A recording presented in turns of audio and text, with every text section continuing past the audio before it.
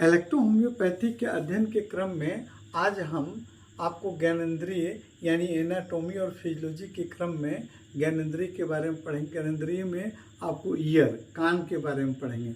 Year, इसको English में year कहते हैं, हिंदी में कान या कर्ण या श्रवण संतुलन अंग भी कहा जाता है ना। ये मनुष्य में आपको दो होती हैं, यानी एक जोड़ी होती है, और आपको कान जो है आँखों के बगल में पीछे की तरफ दोनों साइड में होती है ना। और ये ध्वनि या आवाज़ को सुनने के साथ साथ में आपको हमारे शरीर को संतुलन बनाने में भी मदद करती है। इसीलिए इसका नाम आपको श्रवण संतुलन अंग भी के नाम से भी जाना जाता है। कान की संरचना को हम 3 भागों में अध्ययन करने के क्रम में 3 भागों में बांटने पर सबसे आसानी से अध्ययन कर लेते हैं, है ना। तो सबसे पहले हम देखते हैं कर्ण का आपको बाहरी भाग यानी एक्सटर्नल ईयर, और फिर मिडिल ईयर यानी मध्य भाग, और इंटरनल ईयर या आंतरिक भाग। पहले हम देख लेते हैं फिगर में। ये आपका हुआ एक्सटर्नल भाग, है ना। वाह कर्ण आपको ईयर ड्रम तक वाह कर्ण में आएगा। उसके बाद में फिर आपको मध्य कर्ण आपको आएगा यहाँ पर, मिडिल कर्ण आएगा यहाँ पर, और फिर आपको इनर आपको ड्रम, इनर आपको ईयर यहाँ तक आएगा, है ना। तो तीनों को हम अलग अलग कैसे देखते हैं, तो वाह पहले शुरू करते हैं वाह कर्ण। तो वाह कर्ण में सबसे आता है पहले पीना, है ना। पिन्ना ये सबसे वाह का बाहरी भाग होता है। इसको हम टच कर सकते हैं, छू सकते हैं, देख सकते हैं, ये बाहरी भाग है ना। और ये कार्टिलेजिस की संरचना होती है, कार्टिलेज की बनी होती है। इसको हम आसानी से मोड़ सकते हैं, पकड़ सकते हैं, है ना। और ये जो है मुलायम भी होती है और आपको लचीला भी होती है। इनका एक कीप के आकार की संरचना होती है। हाफ कीप को काटा जाए, एक कीप को आधा किया जाए तो उसकी तरह की संरचना दिखती है ना। अगर हम इसका कार्य को देखते हैं तो सबसे पहले हम देखते हैं कि ध्वनि तरंगों को एकत्रित करके आपको ईयर, आपको कैनाल के माध्यम से ईयर ड्रम तक भेजने का काम करती है। ये हमारा हुआ ईयर, आपको एक्सटर्नल पीना। दूसरा नंबर इसका आता है आपको ईयर कैनाल, है ना। तो ईयर कैनाल जो है इसको कर्ण मिट्स भी कहते हैं। पीना से शुरू होकर आपको ईयर ड्रम यानी आपको कान की चदरा तक आपको ये नलिका होती है। 2.5 सेंटीमीटर की नलिका होती है ना। और इसमें एक ग्लैंड्स पाया जाता है जिसको हम कहते हैं सिरुमिनस ग्लैंड्स होता है, जो मोम का प्रोडक्शन करता है। और उसी के साथ साथ सीबेसियस ग्लैंड्स जो है चिकना तैलीय पदार्थ आपको स्राव करता है।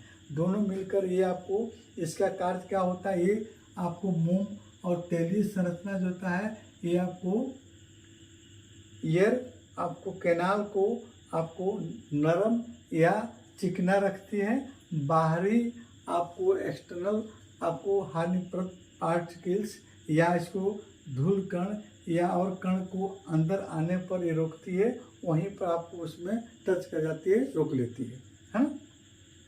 अब इसके बाद में तीसरा आपको नंबर आता है आपको ईयर ड्रम, है ना। यानी इसको टेम्पोनिक आपको मेम्ब्रेन भी कहते हैं। तो टेम्पोनिक मेम्ब्रेन जो है एक गोलाकार संरचना होती है, और इसके बाहरी लेयर जो होता है वो आपको एपिथेलियल सेल्स का बना होता है, और आंतरिक लेयर जो है आपको कनेक्टिव टिश्यू का बना होता है। इसका व्यास 8 पॉइंट आपको 10 mm के आसपास में इसका व्यास होता है। इसका आपको ईयर ड्रम या टेम्पोनिक मेम्ब्रेन किसको कहिए, या इसको कान की चदरा भी हम कह सकते हैं, है ना। तो ये यहाँ तक हम होगा, ये हमारा एक्सटर्नल भाग हुआ, वाह भाग हुआ, है ना।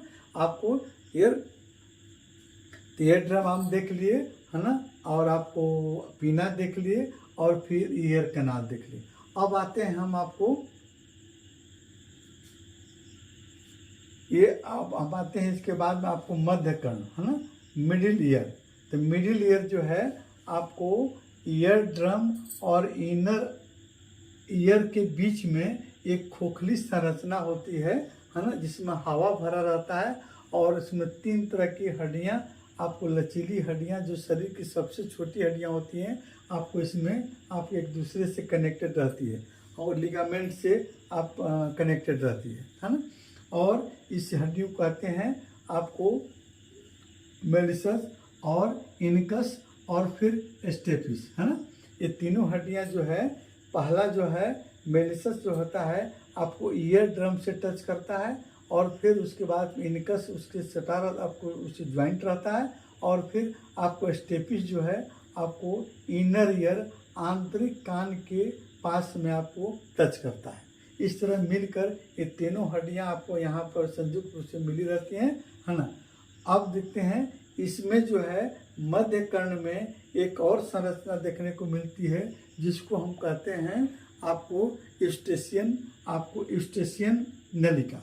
यूस्टेशियन नलिका का काम क्या होता है, ये आपको मध्य कर्ण से निकलती है और हमारे नाकों और गले की गुहा में जाकर खुलती है ना। इसको ENT यानी ईयर, आपको नोज और थ्रोट, है ना, से जुड़ी रहती है ना। और इसका काम क्या होता है आगे हम बताएंगे। ये आपको जुड़ी रहती है, इसका काम क्या होता है आगे हम बता रहे हैं।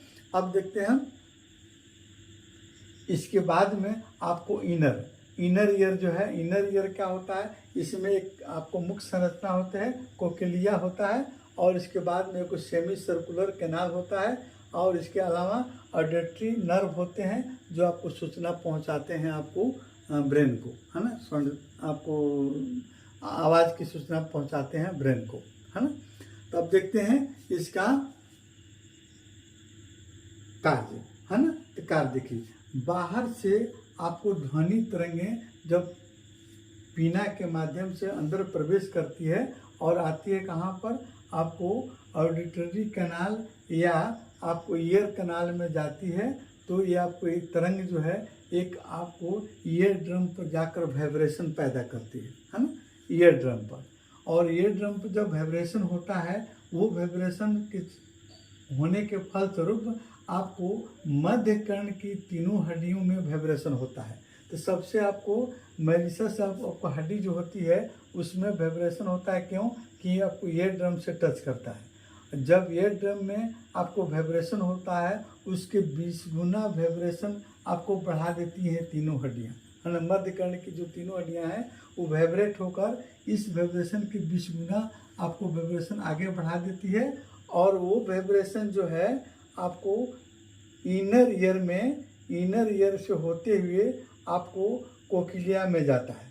और कोक्लिया में जो है आपको हेयर, हजारों की संख्या में हेयर सेल्स पाए जाते हैं, और वो हेयर सेल्स जो हैं आपको ध्वनि तरंग को, यहाँ से गई हुई ध्वनि तरंग को क्या करते हैं, आपको विद्युत आवेग में कन्वर्ट करके और ऑडिटरी नर्व के माध्यम से ब्रेन में पहुंचा देते हैं। ब्रेन के सबसे पीछे वाला भाग जिसको हम क्या कहते हैं, ऑक्सीपिटल आपको लॉब, है ना, उसमें पहुंचाते हैं, और वहां से तब हमें साउंड मिल जाती है, आपको आवाज़ मिल जाती है। किस चीज़ की आवाज़ होती है, ब्रेन हमको बता देता है ना।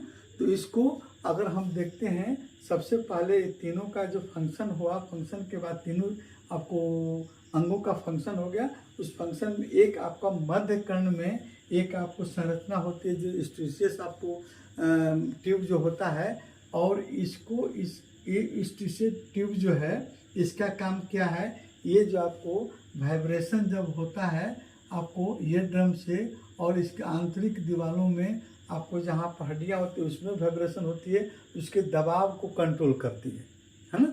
जैसे मानते हैं अगर बहुत तेज़ पटाखे की आवाज़ कोई कर रहा है तो आपको ये ध्वनि तरंगें जाएंगी और खूब तेज़ी से आपको वाइब्रेशन करेंगी, कहाँ पर, आपको ईयर ड्रम पर।